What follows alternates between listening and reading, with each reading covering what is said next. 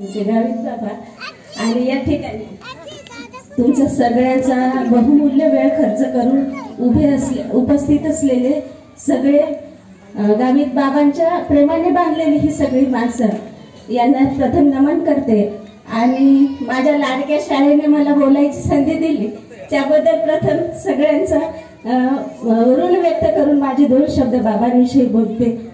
तसं पाहायला गेलं तर येतानाच सावकार सर म्हटले फक्त 2.5 मिनिट घे कारण इतरांना वेळ नाहीये, पण खरंच अगदी कमी वेळात बोलण्यासारखं बाबा तुमच्याविषयी आहे का हो?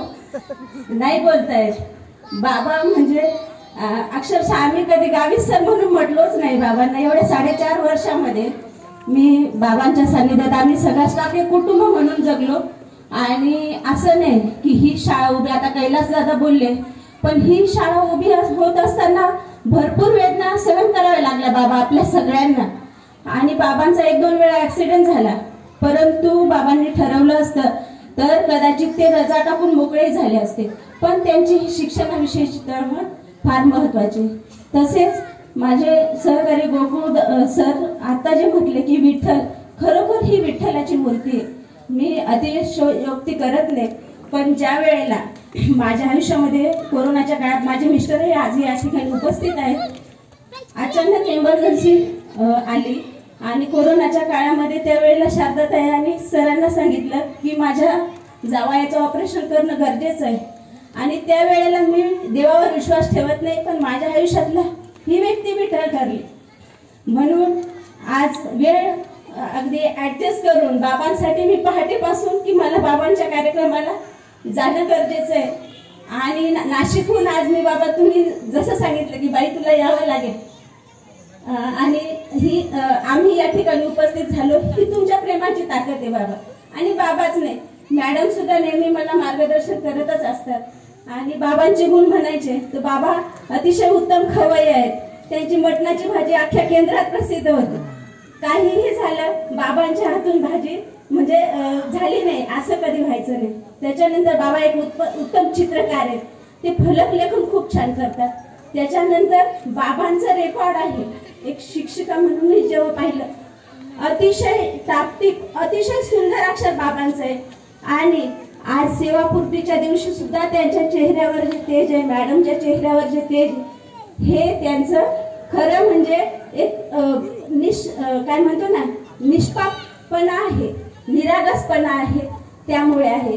आणि नुसतं बाबा स्वतःच जगले नाही, बाबा त्यांच्या नातेवाईकांमधले एक आता पोपटदादा म्हणतील बाबा नातेवाईकांमध्ये लीडर आहेत म्हणजे त्यांनी नातेवाईकांचं पण खूप काही ऋण देणं दिलेलं आहे। त्याच्यानंतर शारदाताई असतील, आमच्या ताई असतील, आमचे सर असतील, डॉक्टर साहेब असतील, ह्या सगळ्यांमध्ये त्यांनी स्वतःचे जे गुण आहेत ते ओतलेले आहेत। या ठिकाणी गवळी मॅडमने म्हटले खात राहा, बाबा नेहमी सांगायचे पोरींनो खात राहा।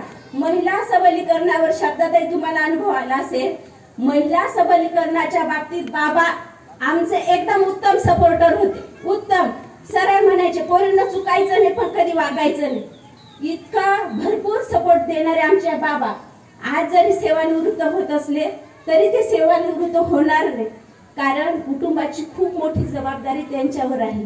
आणि मी एक गोष्ट त्यांच्यापासून शिकले की कितीही आयुष्यात संकट आले तरी आपापल्या पद्धतीने आपल्या मार्गाने आपण त्याला घाबरायचं नाही तर छान पद्धतीने तोंड द्यायचं आणि नेहमी हसरं राहायचं हे मी बाबांकडून शिकले। ते म्हणायचे खात राहा म्हणजे खात राहा का की मुलींनी सक्षम झालं पाहिजे, दुःख पचवली पाहिजे आणि छान असं आपण आनंदी जगलं पाहिजे। अशा अनेक गोष्टी बाबांच्या सांगता येतील परंतु वेळेच्या मर्यादेमुळे मी ते बोलू शकत नाही आणि खरंच मला अगदी सगळ्यांसमोर खूप बोलण्याची सवय तरी पण आज बाबा एकदम मला म्हणजे बोलता शब्द उमटायला खूप म्हणजे अवघड झाले।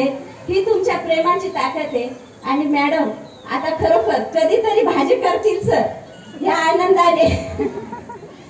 आनंदाने बाबा सेवानिवृत्त होत आहे तर मॅडमला त्याचा खूप जास्त आनंद आहे आणि आम्हाला सगळ्यांना दुःख आहे। माझं अगदी 30 जानेवारीला मी इथून गेली माझ्या कुटुंबाच्या अडचणीमुळे पण मला आजही वाटतं की मी ह्या कुटुंबाचाच भाग आहे अगदी सगळे ग्रामस्थ असतील, सगळे असतील, बाबा माझी बदली झाली तरी सुद्धा मला फोनवर, बाळा तुला असं वागायचंय, कसं वागायचंय, तुला हे करायचंय, म्हणजे हे शिक्षकाचं नातं नव्हतंच मुळे, तर ही त्यांचे महानता आहे, हे त्यांचं प्रेम आहे, हे सगळ्यांवरती जाणवतं.